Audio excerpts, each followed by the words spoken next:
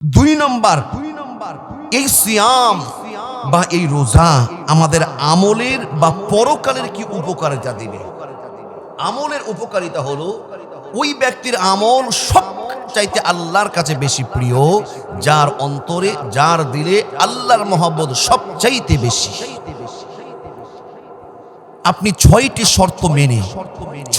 শর্ত মেনে যদি আপনি এই সিয়াম সাধনা পালন করতে পারেন, ছয়টি শর্ত মেনে সিয়াম সাধনা পালন করতে পারলে ইনশাআল্লাহ আপনি আল্লাহর ওলি হয়ে যাবেন, আল্লাহর ওলি হয়ে যাবেন। অন্যথায় আবার অনেকে রোজা রাখে, অনেকে সিয়াম সাধনা পালন করে, না খেয়ে থাকে, তাদের রোজা একটাও কবুল হয় না। এইরকম অনেক রোজাদার আছে। তারা আবার কারা? আলোচনা শুনলেই বুঝতে পারেন তারা কারা। না খেয়ে থাকে কিন্তু তাদের রোজা পছন্দ হয় না। তাহলে আসুন আমরা জানবো আমলের এবং পরকালের উপকারিতা আপনার আসবে তখন, আমলের এবং পরকালের উপকারিতা সিয়াম আপনাকে দেবে তখন আপনি ছয়টা শর্ত মেনে সিয়াম সাধনা রোজা পালন করবেন যখন। আচ্ছা, উদাহরণটা কিভাবে আমি বলি। যেটা বললাম যে অনেকে না খেয়ে থাকবে, রোজা থাকবে, কিন্তু তাদের রোজাটা উপকারে আসবে না। আচ্ছা, কেমন করে? যেমন দেখেন, আমাদের মসজিদও এসি আছে বর্তমানে, শহরমুখী এমনকি গ্রামমুখীও। গ্রামের কিছু কিছু মসজিদ এসি হয় নাই, কিন্তু ম্যাক্সিমাম শহরের ম্যাক্সিমাম মসজিদ এখন এসি হয়ে গেছে, ঠিক না বেঠে? তবে আজ থেকে আর মোটামুটি ধরেন 20 বছর, একটু বেশি বললাম, আজ থেকে 20-30 বছর পরে দেখবেন আরব কান্ট্রির মতন আমাদের দেশেও প্রত্যেকটা ঘরে এসির ব্যবস্থা করতে হবে, অন্যথায় থাকার ব্যবস্থা হবে না। প্রত্যেকটা ঘরে ঘরে এসি হয়ে যাবে। তো এসিটা আমরা কেন দিই? এসিটা আমরা দিই ঘরটাকে কি করার জন্য? ঘরটাকে কুল করার জন্য বা ঠান্ডা করার জন্য। আচ্ছা, ধরুন একটা মসজিদে 10 টন এসি লাগবে। আপনি ঠান্ডা করার জন্য, মুসল্লিদের সুবিধার জন্য আমরা এসির ব্যবস্থা করি। কোন মসজিদে, এক মসজিদে 10 টন এসি লাগবে। এখন প্রত্যেকটা মসজিদে দেখবেন যে এই পাশে 4টা জানালা, উত্তর পাশে 4টা জানালা, দক্ষিণ পাশে 4টা জানালা। কয়টা জানালা হলো? 8টা। আর দেখবেন যে পূর্ব পাশে 2টা দরজা, হলো কয়টা? 10টা।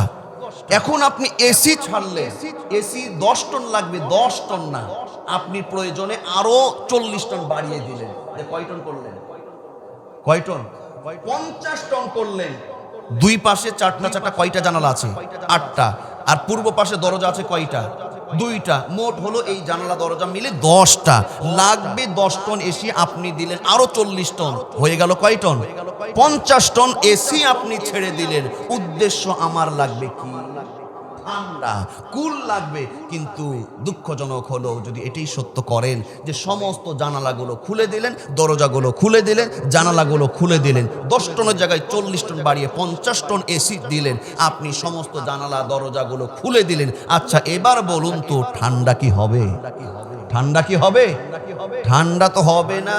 ফরজ নামাজ শেষ হতে হতেই একেবারে হুজুরের অবস্থা কি, কত বড় কেরাত ধরেন, তাড়াতাড়ি করেন যে গরম হয়ে গেল, থাকতে পারছি না, স্টক হয়ে পড়বো, উল্টে পড়ে যাব।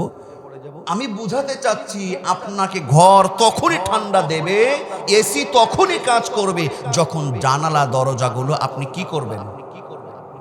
দরদের আমার শুনুন, আল্লাহ বলছেন কুতিবা আলাইকুমুস সিয়াম কামা কুতিবা আলাল্লাযীনা মিন ক্বাবলিকুম লাআল্লাকুম তাত্তাকুন। আল্লাহ বলেন এই রোজা তোমাদেরকে মুত্তাকি বানাবে, এই রোজা তোমাদেরকে আল্লাহওয়ালা বানিয়ে দিবে। এই সিয়াম আল্লাহ বলছেন তোমাদেরকে পরেজগার বানিয়ে দিবে। কিন্তু প্রশ্ন হলো এইখানেই, হুজুর জীবনে 40 বছর রোজা রাখলাম, পরেজগার তো হতেই পারলাম না। আছে না নাই? 50 বছর সিয়াম সাধনা পালন করলাম, হুজুররা বলে তাকওয়াবান হয়ে যাব, মুত্তাকি হয়ে যাব, কিন্তু 5 ওয়াক্ত নামাজ ধরতে পারলাম না। তার কারণ হলো আল্লাহ যেটা বলেছেন লাআল্লাকুম তাত্তাকুন, তাকওয়ার গুণ অবশ্যই আসবে। আপনি অবশ্যই পরেজগার হয়ে যাবেন। পরেজগার হবেন তখন আপনার আমলের মধ্য থেকে 6টা দরজা জানালা বন্ধ করবেন যখন। শুধু সিয়াম সাধনা করলে হবে না, 6টা জিনিস আপনাকে বন্ধ করতে হবে। জানালা 10টা বন্ধ না করলে যেমন এসি ঠান্ডা হবে না, আপনার সিয়াম সাধনা যখন আপনি আমল করবেন, এমন 6টা শর্ত রয়েছে, 6টা জানালা রয়েছে, সেইগুলো আপনাকে বন্ধ করতে হবে। বন্ধ যতক্ষণ হবে না, তাকওয়ার গুণ, মুত্তাকির গুণ ততক্ষণ আসবে। 1 নম্বর হলো চোখের হেফাজত করতে হবে। রোজা থাকবেন, চোখ আপনার হেফাজতের বাইরে। রোজাও আছেন, চোখ খোলা আছে, আপনি যা ইচ্ছা দেখছেন, যেদিকে ইচ্ছা সেই দিকে দৃষ্টিপাত করছেন। হালালও দেখছেন, হারামও দেখছেন, আদেশও দেখছেন, নিষেধও দেখছেন। চোখ যদি আপনার খোলা থাকে, অজায়গায় বেজায়গায় চোখ যদি খোলা থাকে, যদি আপনি দৃষ্টিপাত করেন, রোজা থাকবেন, রোজা আপনাকে উপকার দেবে না। ঠিক না ব্যাঠিক? 2 নম্বর হলো মুখ। এই মুখের জানালা দরজা বন্ধ করতে হবে। রোজাও আছেন, মুখ দিয়ে একেবারে আসমানে তুলে দিচ্ছেন কাউকে, একটু পান থেকে চুন খুঁজলে আর কাউকে কোনো ছাড় নাই। দরদে আমার, এই মুখের জানালা দরজা বন্ধ করতে হবে। আপনি রোজা আছেন, গীবত করছেন, রোজা আছেন, মিথ্যা বলছেন, রোজা থেকেও বলছে যে রোজা আছি, আমি ব্যবসায়টা মিথ্যা বলবো গো ভাই, রোজা অবস্থায় বলছে যে মিথ্যা। সবাই না, এটা আমি কারো আমি এই হরেগ্রাম বাজারের দোকানের কথা বলছি না, সাহেব বাজারের কথা বলছি। অনেক দোকানদার আছে বলবে যে এইরকম যে রোজা আছি, মিথ্যা কথা বলবো ভাই, এটা ইন্ডিয়ান মাল, কিন্তু পাবনা থেকে নিয়ে এসেছে। এরকম অনেকে আছে। আমি আগে বলেছি এই বাজারের কথা বলছি না, যেহেতু বাজারের মার্কেট, আমি অন্য বাজারের কথা বলছি। এই রকম রোজা থেকেও মিথ্যা, আপনার মুখ আপনার কন্ট্রোলে নাই, মুখ আপনার নিয়ন্ত্রণে নাই, মিথ্যা বলছেন, ওজনে কম দিচ্ছেন, গালিগালাজ করছেন, গীবত করছেন। আল্লাহর নবীর সাহাবী হযরত আবু হুরায়রা রাদিয়াল্লাহু তাআলা আনহু থেকে হাদিস বর্ণিত যে না খেয়ে থেকে সিয়াম সাধনা, উপবাস থেকে সিয়াম সাধনা পালন করছে, কিন্তু মুখ তার হেফাজতে নাই, মিথ্যা বলছে, গালিগালাজ করছে, গীবত করছে। ওর খাওয়া না খাওয়া সমান। এই জিনিসটা আমরা খেয়াল রাখবো। তাহলে মুখের জানালা কি করতে হবে? মুখের জানালা কি করতে হবে? যতক্ষণ করতে পারবেন না, সিয়াম থেকে প্রকৃত পক্ষে আপনি উপকারটা পাবেন না। 3 নম্বরে এবার আসুন, কানের দরজা বন্ধ করতে হবে। এই কান, মুখ দিয়ে যেটা বলা নিষেধ, কান দিয়ে সেটা শোনাও নিষেধ।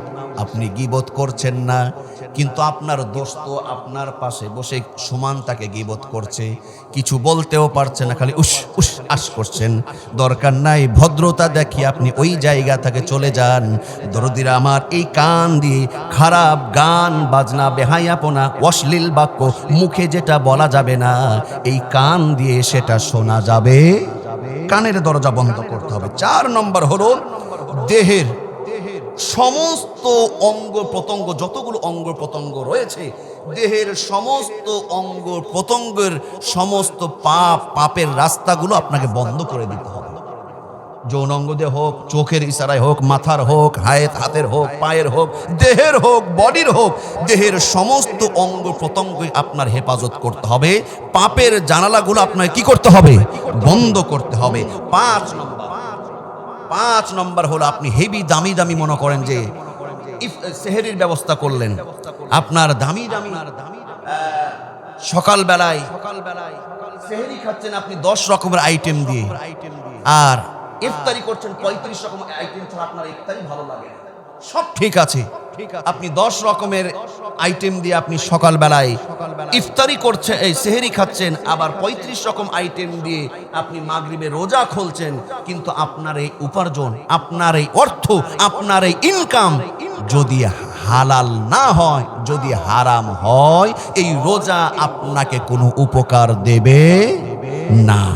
এটা হলো 5 নম্বর হলো, হারামের দরজা বন্ধ করতে হবে, হারামের রাস্তা বন্ধ করতে হবে। হালাল দিয়ে, প্রয়োজন আপনি শুধু ভাত দিয়ে, আপনি শুধু পানি দিয়ে, শুধুমাত্র আপনি একটু ভাত, একটু ডিম ভাজি দিয়ে বা সাধারণ ডাউল ভাত দিয়ে আপনি সেহরি খান, আপনি হালাল ইনকাম করে শুধু পানি দিয়ে ইফতারি করেন, খেজুর দিয়ে ইফতারি করেন, এটাই আল্লাহর কাছে অনেক বেশি প্রিয় হয়ে যাবে। দরদিরা আমার, হালাল খেতে হবে, সাথে সাথে আমাদেরকে ইফতারির সময় একটু নিয়ন্ত্রণের মধ্যে খেতে হবে। ইফতারির সময় কি করতে হবে? খাবারটা নিয়ন্ত্রণের মধ্যে খেতে হবে, একটু কম খেতে হবে। তাহলে আপনার তারাবির নামাজ, অন্যান্য ইবাদতটা, শরীরটা ভালো থাকবে। আপনি চিন্তা করছেন হুজুর 12-13 ঘন্টা না খেয়ে আছি, ইফতারি তার ছাড় দেওয়া কি ঠিক হবে? একেবারে এমন জোরে গিয়ার দেয়, দেখবেন যে এমন জোরে গিয়ার দিয়ে ইফতারি খাওয়া শুরু করলো, তো এত বেশি খায়, খাওয়ার পরেই ওর শরীরে স্টার্ট যা চলছিল, যাও ভাই মসজিদ যেতে হবে না। এরকম অনেক হাসপাশানি ধরে। যারা মোটরসাইকেল বাইক চালান, উদাহরণটা আমি বলি, যারা বাইক চালান, বাইকের তো স্টার্টের একটা ধাপ আছে না? প্রথমে আপনি সেলফ স্টার্ট দিলেন, স্টার্ট দেওয়ার পরে যে গিয়ার আছে, প্রথমে 1 গিয়ার 2 গিয়ার 3 গিয়ার 4-5 গিয়ার দিলেন।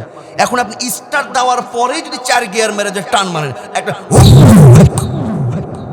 টান মেরে হপ করে বন্ধ হয়ে যাবে, ঠিক না ব্যাটি? স্টার্ট বন্ধ হয়ে যাবে। আপনি চিন্তা করেন সারাদিন না খেয়ে ইফতারিতে দিয়েই একবারে কঠিন বসান দিলেন, এমন ভাবে 1 গিয়ারে 4 গিয়ারে দিবেন, একটু পরে আপনার শরীর একটু দিয়ে শেষ হয়ে যাবে। এই জন্য শরীরটাকে ঠিক রাখার জন্য আপনি 4 গিয়ারে একটু গিয়ারটা কমান, আস্তে আস্তে নামাজের পর আবার খান, একটু খান, খাবারটা নিয়ন্ত্রণে আনতে হবে। 6 নম্বর, আপনাকে এই সিয়াম তখন আপনাকে সাধনা দেবে, এই সিয়ামের উপকারিতা আপনি তখন পাবেন। রোজা থাকছেন বলে নিজেকে মেলা কিছু মনে করা যাবে না, অহংকার করা যাবে না, আমি রোজাদার, তুই বেরোজাদার, তোর সাথে কথা নেই, হট। অহংকার করা যাবে, নিজেকে নত ভাববেন, নত হবেন। ইফতারির সময় দোয়া করেন, আল্লাহ আমি তো এই সামান্য অনেক ভুল হয়েছে, এই রোজা নিয়ে তোমার সামনে আমি হাজির হয়েছি নত জড়সড় হয়ে। আল্লাহ এই ইফতারির সময় কত দামি দামি মুসলমানরা কত ভালো পুত পবিত্র রোজা তোমার কাছে পৌঁছে দিবে, কিন্তু আমি জানি না আমার রোজাটা তোমার কাছে ভালো হলো কিনা। আল্লাহ কোনো ভুল হয়ে থাকলে ক্ষমা করে দিও, আল্লাহ পাপ হয়ে থাকলে মাফ করে দিও। এই নিয়ে অহংকার না, ভাব নিয়ে নয়, বরং নত হয়ে ইফতারির সময় আল্লাহর কাছে নিজেকে বিলীন করে দিবেন। এই 6টা শর্ত মেনে কেউ যদি সিয়াম সাধনা পালন করতে পারেন, লাআল্লাকুম তাত্তাকুন, আল্লাহ বলছেন বান্দারে অবশ্যই তুমি মুত্তাকি পরেজগার বান্দাদের অন্তর্ভুক্ত হয়ে যাবে। আর যেই ব্যক্তি মুত্তাকি পরেজগার হয়ে যাবে, সেই ব্যক্তি আল্লাহর প্রিয় বন্ধু হয়ে যাবে। আর যে আল্লাহর বন্ধু হয়ে যাবে, তার স্থান জাহান্নামে নয়, সরাসরি জান্নাতুল ফিরদাউসে হয়ে যাবে। আল্লাহ রাব্বুল আলামিন আমাদের রোজাকে কবুল আর মঞ্জুর করুন, আমাদেরকে পুত ও পবিত্র সুন্দরভাবে হালাল ভাবে ইনকাম করার তৌফিক দান করুন।